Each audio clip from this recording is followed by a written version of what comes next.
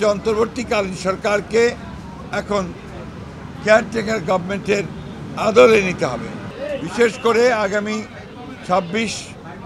2026 ফেব্রুয়ারি মাসে যে জাতীয় সংসদ নির্বাচন অনুষ্ঠিত হবে, সেই জাতীয় সংসদ অনুষ্ঠানকে অর্থবহ, নিরপেক্ষ, সকলের কাছে গ্রহণযোগ্য করে তোলার জন্য এই মুহূর্ত থেকে যেটা প্রয়োজন হচ্ছে অন্তর্বর্তীকালীন সরকারকে এখন কেয়ারটেকার গভর্নমেন্টের আদলে নিতে হবে। অর্থাৎ কেয়ারটেকার গভর্নমেন্টের বলতে আমরা যা বুঝাই, অর্থাৎ তত্ত্বাবধায়ক সরকার, সেই ভূমিকায় তাদেরকে যেতে হবে। ও সেই জন্য প্রথমেই যে বিষয়টির প্রয়োজন হবে তা হচ্ছে প্রশাসনকে পুরোপুরিভাবে নিরপেক্ষ একটা ধারণা জনগণের মধ্যে তৈরি করতে হবে।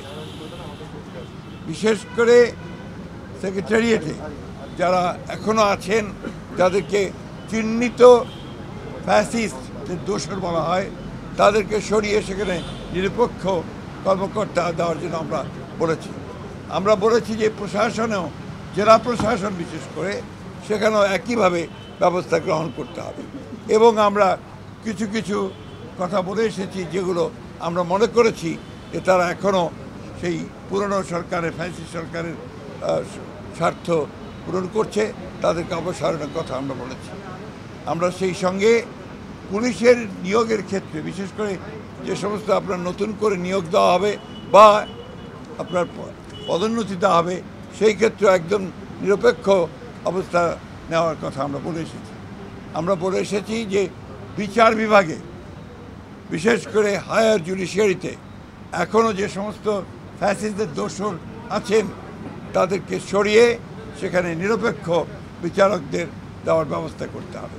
যদিও এটা জুডিশিয়ারি ব্যাপার, তারপর প্রধান উপদেষ্টা যেহেতু সব কিছু দায়িত্বে আছেন, তার কাছে আমরা আমাদের সেই কনসার্নগুলো জানিয়ে এসেছি।